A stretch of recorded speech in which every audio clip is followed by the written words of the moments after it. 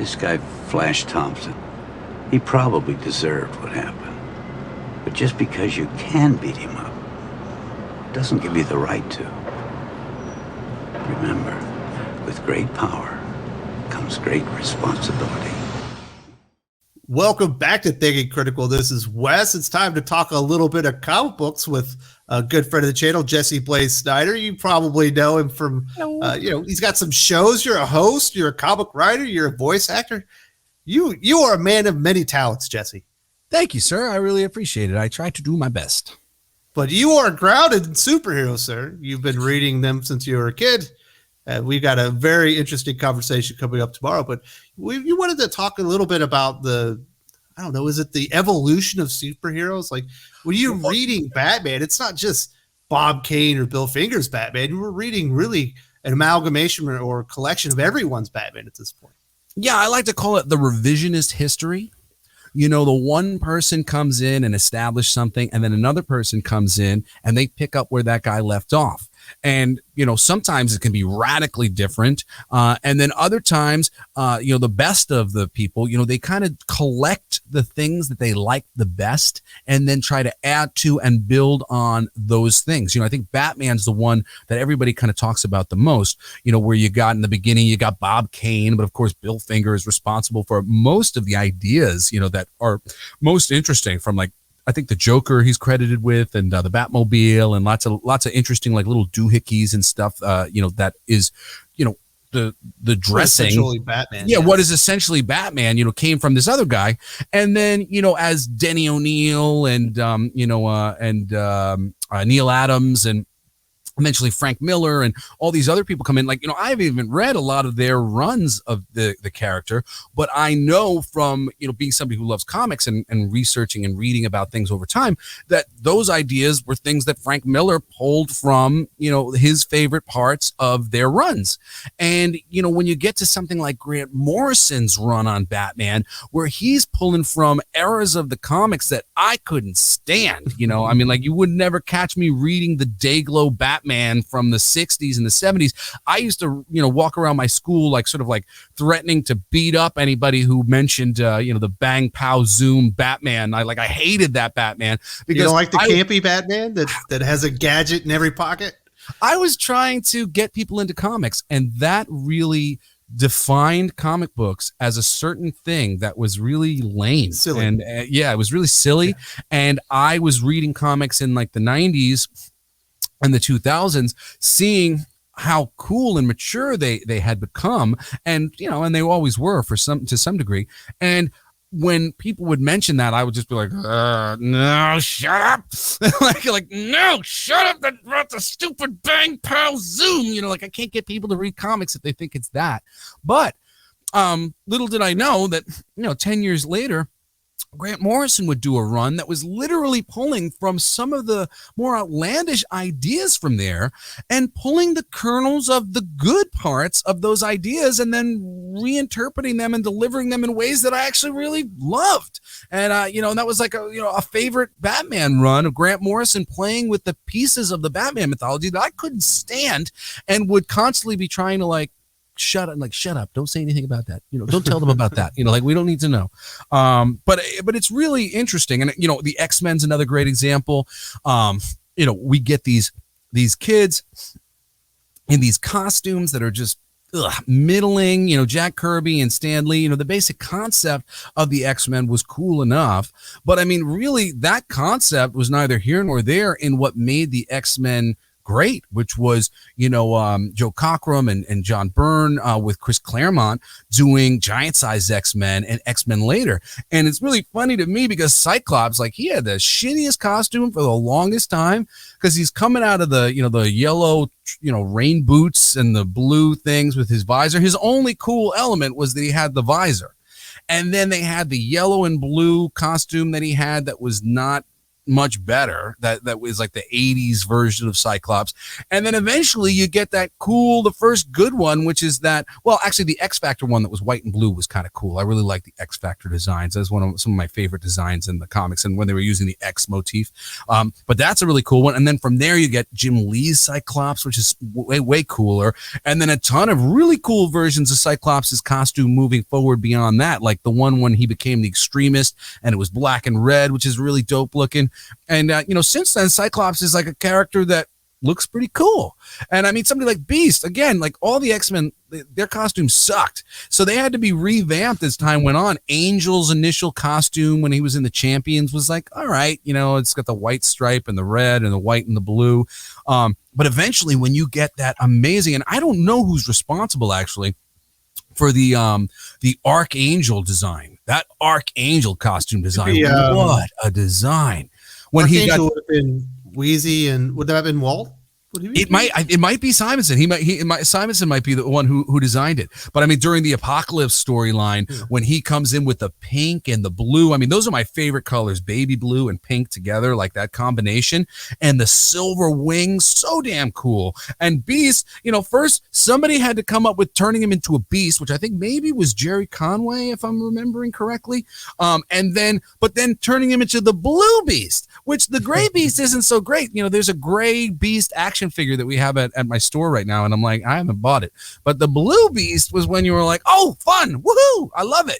That was the thing that made it like amazing. And that's not from the original Genesis. Jack Kirby and Stan gave us the foundation, but it wasn't until ages later that we finally have some of these characters being represented in the way that we like to remember them.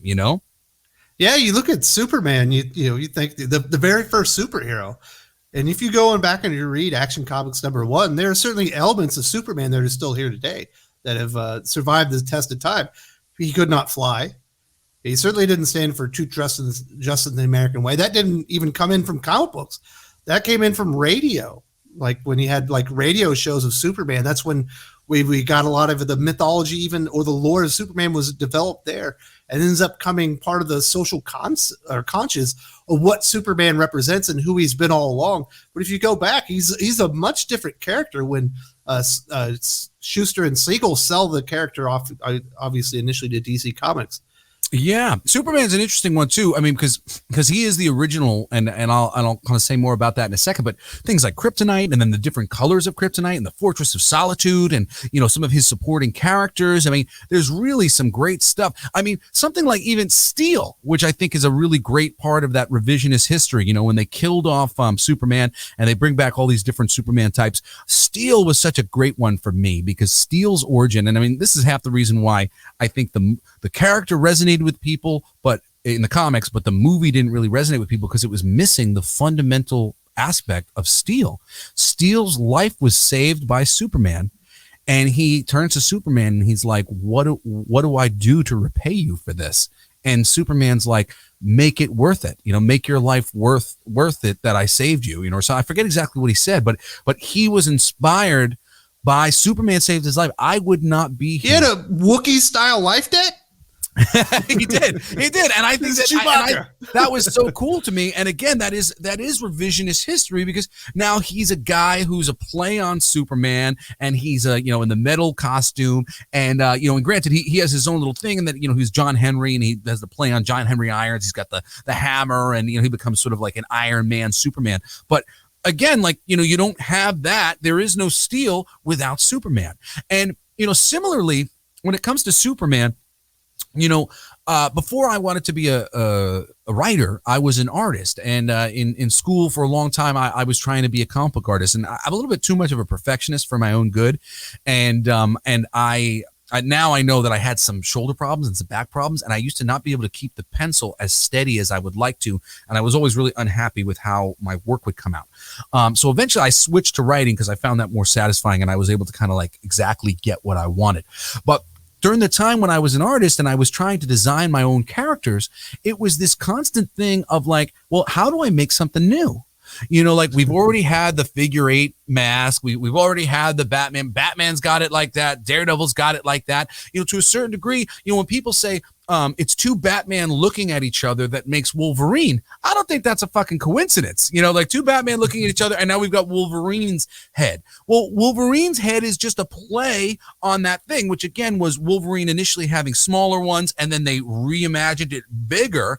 But I think it was easy enough to see these two Batman looking at each other and getting this larger sort of thing.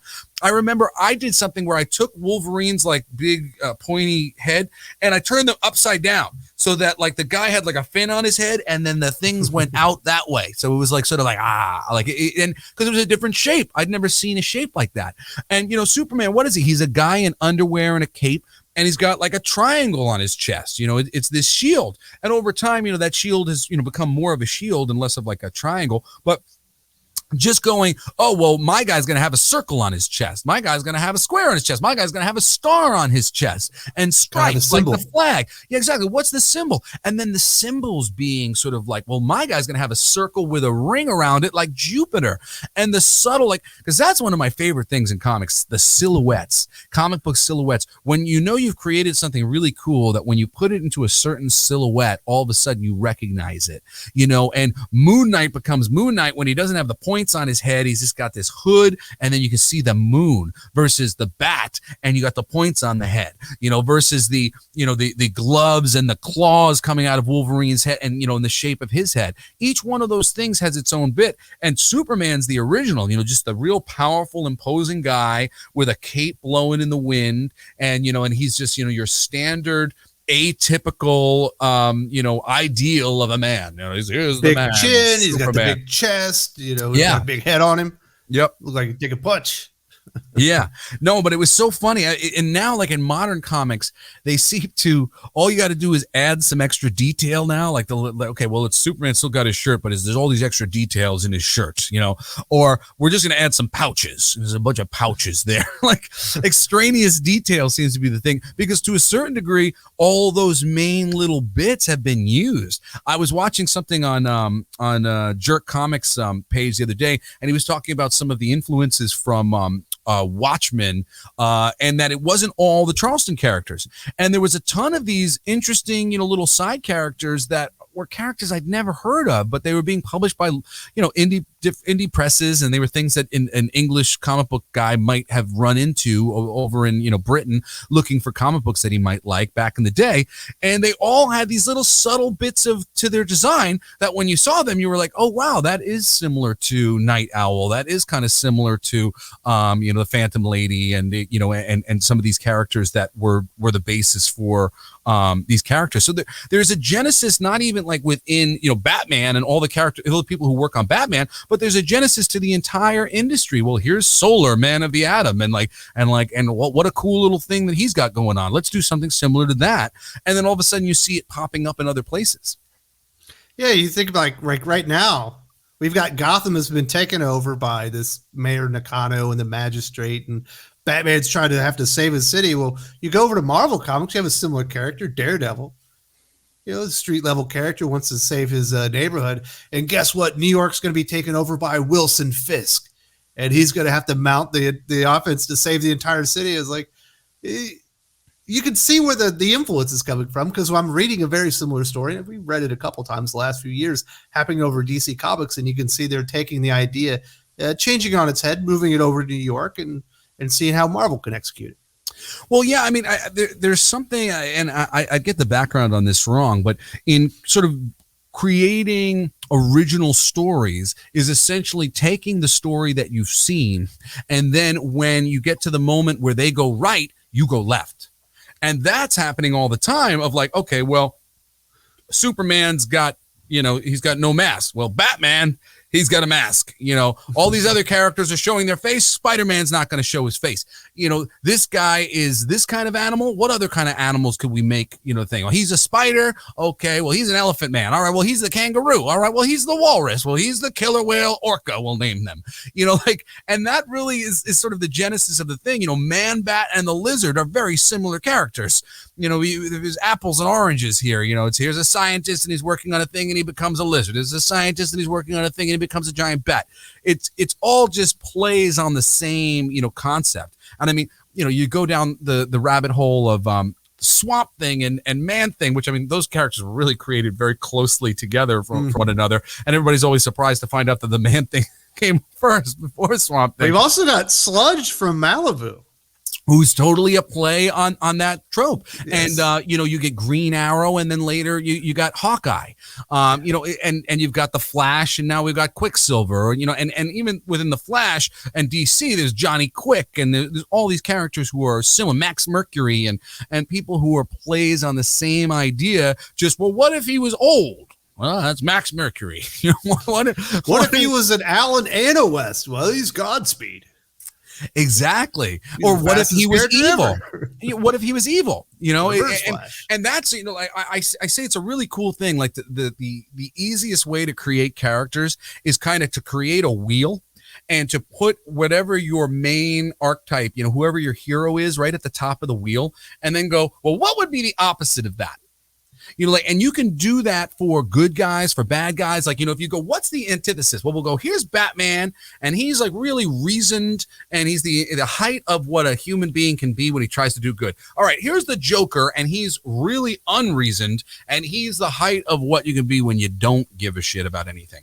And then if we go to the edge of this thing of the heroes and villains, we've got Red Hood, who is morally ambiguous, just on the verge of being a villain because he's like the Punisher. Yeah, and then on the edge of the other side, you've got maybe Two-Face because he's a good guy and he's conflicted, but now he's been pushed to the edge, and now now somewhere all in the midst of this little quadrant and this little quadrant is the Penguin and the Riddler and like all these other guys. And here's your Tim Drake, more on the moral side, and and you can literally fill them in like a clock.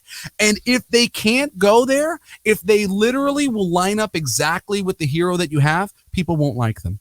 Like, they won't be popular because they aren't actually servicing anything within the wheel of why is this divergent from the main line. If it's just the same guy over and over, if Damian was just like Batman or just like the other Robins, we wouldn't have liked him. We liked him because Grant Morrison leaned into the fact that he knew we were going to hate him. He's Batman's son. You're just going to hate him. This guy's been given everything. He's got the genetic lottery. He's Batman's kid. Screw that guy. And we were like, and he was like, all right, well, he's going to be a total dickhole. And we were like, we love this guy. He's great. Jason Todd was way too similar to Dick Grayson when they introduced him, and they had to revamp the origin story. They had to differentiate the character because he was redundant at that point. Yeah, and Tim Drake became one that we did like because Tim Drake was based on intellect. It wasn't he was about the first Robin that wanted to be Robin. Yeah, and it wasn't because of his physicality. Dick Grayson was, he's an acrobat, so he's about being able to, he was really super heroic, more so than Batman on some level. He was flashy and shiny, and, he was coming from a circus. Tim Drake got a bug up his ass about figuring out who Batman was. And that the intellect of like, I'm going to detect myself into a position in the Bat family, that really appealed to a lot of people. And I think there was something similar when it came to Cassandra Cain, who was raised by bad guys. So instead of being raised in a circus, which is a really bright and simple thing, she was raised by what's his name? Cain, what's his Cain's first name? I forget his the hitman, but one of the biggest hitmen in the Marvel universe, and she didn't speak. Everything that she did was based on her physicalness, her physicality, and her physicality was she was taught to be a killer, but she was being honed and held back from killing to be this, this source for good. And that made her really compelling. It made her very interesting. She was, just a little bit skewed from what the initial concept that we had. I think that Stephanie Brown has tended not to resonate with people as much as some of the other characters because she hasn't necessarily been given a difference in her being there. It's like, well, she's a girl. Like, well, there's been other girls, like we already had that when we did the Frank Miller Batman, and she had a little bit of a thing. And a lot of her backstory, because she was a Robin supporting character, and she really was somebody who made a lot of really silly, stupid decisions. So much of her genesis was a little weird, and she kind of became like a not exactly interesting to us. And even Batgirl, the Barbara Gordon Batgirl, she wasn't super interesting until she became Oracle. When she became Oracle, she demonstrated a fighting spirit that she wasn't going to give up, and she made herself this crippled Batman. Well, if Batman was crippled, he'd still be fighting. And that really made her strong and cool, which is why when they gave her legs back, it really broke my heart because I was like, well, are they giving all of the people who can't walk on the planet's legs back? Because that's not something that happens all the time. Only so many really popular disabled like superhero characters. Yeah. Daredevil, Oracle, a few others. I'm with you. Why change the character? They were unique. At the time, I wrote a pitch called Achilles, which was about a disabled character because I pitched it to Marvel and DC at the time because I was like, Marvel, either you steal what they just got rid of for no good reason, or DC, you replace what you just took away. Because, you know, like she was the hero of the disabled and it was really meaningful. It really had an impact. And now she's just, you know, the girl Batman. And the girl Batman isn't enough. You know, Cassandra Cain had something going on that was really cool. We already have Batwoman now, too. Yeah. Well, Batwoman is got me in more ways than I expected, and I can't necessarily pinpoint why I like Batwoman so much. Red hair. I don't know. Well, I mean, I love her visual. I mean, just the comics that they put out were so gorgeous. The J.H. Williams III, his stuff was just so pretty. You know, you get in there and you would read it. But she did seem to kind of serve. I think it was because she didn't like Batman and she was sort of like outside of the Bat family. And then the more she got brought into the Bat family, the more I was kind of like, oh no, like she seemed to be the one who like was like, nah, I don't know, you're almost as bad as the guys you fight. and I like that about her. I guess that was the main kind of thing. But then somewhere along the way, she kind of lost that, you know, that angle. But she's speaking for the people who are like, I don't know, Batman, you might be a little off on this one. You are dressed as a bat, kind of beating people up, throwing them off of the ledge of a building while they hang around and swing. Are you the moral authority here? Yeah, exactly. And then like on the bad guy front of like, you know, using Batman as such a good example, you've got like the sort of like the morally questionable guys like who are like, you know, they're motivated by something, you know, Killer Croc and the Penguin, you know, they're both kind of deformed. You have a Catwoman, she's sort of like a Poison Ivy. They're all kind of, they've got their own reasons for being bad guys kind of thing. And even though the Joker has his own reasons, ultimately he just doesn't care. And then on the other side, you've got all these intellectual villains who are like, screw you, I'm smarter than you, and that's why I'm going to use my power to overpower you. From your Ra's al Ghuls and the Riddlers and characters like Bane and stuff like that, who aren't really, they're morally reprehensible, you know, I guess you would say. But it is so interesting how each one of those villains, each one of those heroes is because of the other ones. And the reasons why we like them when they're introduced, the ones that we like the most, are because they are different in some way and are able to carve out their own section. I know Stephanie Brown's got some fans out there, and I would love to see in the comments if anybody's got a good take or pitch for why she really deserves her own little snippet. I just haven't happened to read any books with her that made me feel like she was she had intellectually earned a place within the toy box, because that's what it is. You know, the comic books, you know, these are all big old toy boxes of pieces, you know, and the revisionist history comes in of the new writer comes in and goes, well, what toys do I want to play with? And a good writer wants to play with the good toys. And if you haven't made a good toy, there's a reason why your villain might have not made it to the other side. You know, a Scarecrow makes it to the other side because he's got this great little superiority thing and he's playing on fear, and Batman's also playing on fear. Mm-hmm. And he's sort of like a moral conundrum of like, Batman's doing the exact same thing, but he's doing it for good. This guy's doing it, but he's doing it for ill. And that becomes another bit of polarization. Like, here's the good guy using fear to strike fear into the heart of criminals. Here's the bad guy using fear to strike fear into the populace of Gotham City. Oh no, what's going to happen here? You know, and that stuff is just what I think is the most compelling. Absolutely. You gotta, when you have your arch nemesis, it's almost a direct reflection, like looking in the mirror, the exact opposite of what the hero truly stands for is what that villain truly should stand for. I think that's a lot of times when we're reading modern comics and they're making tweaks to the characters, they don't, I don't know, maybe they want to be surprising, but they're not, they're getting so far away from that. You're like, I don't even know why they're fighting anymore. Yeah, sometimes I find there's like a lot of characters, like Wonder Woman is actually one of them who, for me, never necessarily worked in a lot of ways because the creative people that came on were having a hard time figuring out how to polarize them. You know, like is there a perfect polarization for Wonder Woman, like as her bad guy, her nemesis? I mean, is Cersei, you know, the sorceress, the evil sorceress, does she fit? that archetype, Hades? and Is it certainly Cheetah? not Cheetah, certainly not Giganta. And I mean, Cheetah, it's like I feel like Cheetah is one of those ones of like we just recognize her from the Super Friends, so they kept trying to push her.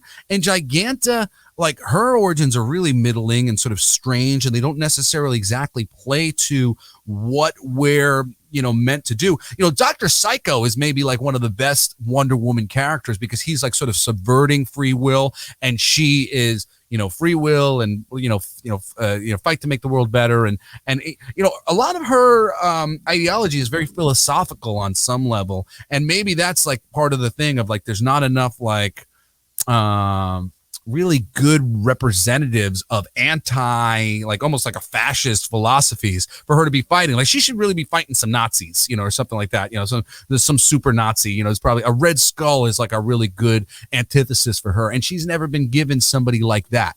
Somebody who was just like, flying in the face of this sort of virtuous world of harmony, somebody who was like Ra's al Ghul would maybe be like a decent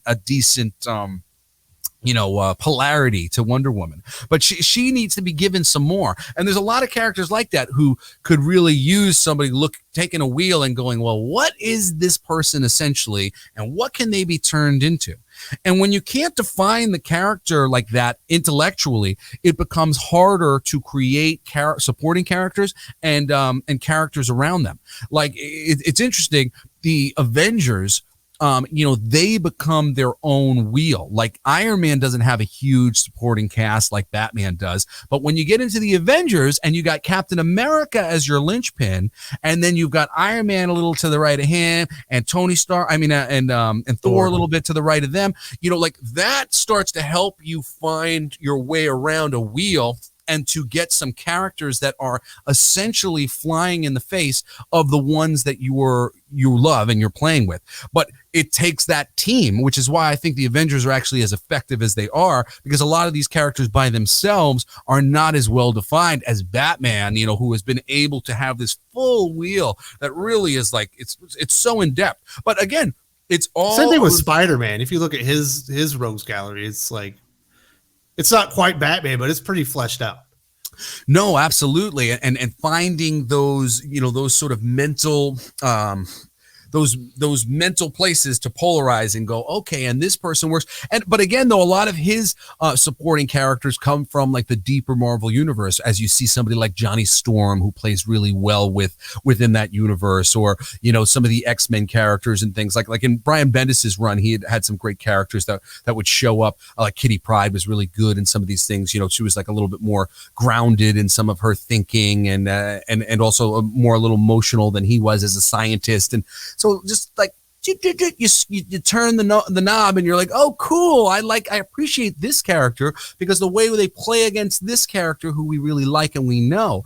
And then, it really gets to be that thing of, what we talked about earlier in our other interview with about Stan Lee, and, that art is a measuring stick.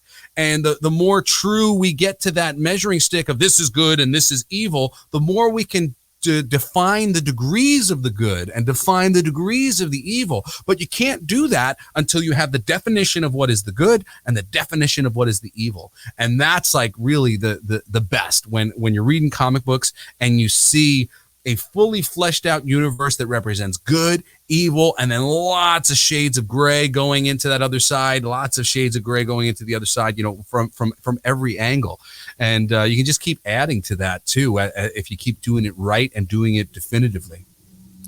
Yeah, we don't get enough of that, in my opinion, nowadays. But absolutely, when comic books are right and it's done well, there's nothing better. It's the best storytelling medium, in the universe, because you get these wonderful tales of good versus evil, but there are no strings attached to the story. You can be introspective on the character. It's obviously got to be action based, but there are no budgets on it. You can go anywhere in the entire universe. You can go places we don't even know exist right now, and you can go and tell your adventure story. And you just can't do that with other mediums. Yeah, and the last thing I'll say is it gets done, it gets done visually, it gets done energetically, emotionally, and it gets done for setting. Metropolis is to Gotham Metropolis and Gotham become the linchpins of like the two different types of places that you can be in as far as cities go, and then there are other locations that become interesting. Just like, is it a story set on planet Earth? Is it a story set in space? Like all these different things become that's different. That's different. And then when these elements that are clearly defined and clearly delineated as different from the other one, when they get to cross paths and the character from space meets with the character from Earth, that's when we're most engaged, because we're like, oh, how is this guy who's defined by his space travel going to interact with this guy who's defined by being on Earth? How is this guy who's always on Earth all the time going to deal with being in space? And that's when we are like, oh, cool. The magic of comic books has brought us one character who's clearly defined like this, and now he's going to meet up against something that is completely alien to him and his thinking, his way of being. And I mean, really, that's why we love the Marvel Cinematic Universe. That's why we loved it so much in Endgame when the Guardians of the Galaxy met up with, the Earthbound Avengers. And it really means something when we could see meaningful things mashed together. But, Warner Brothers for ages, they were trying to make everybody Batman. And I was trying to get in there to have a meeting at Warner Brothers to just tell them, like, everybody cannot be Batman.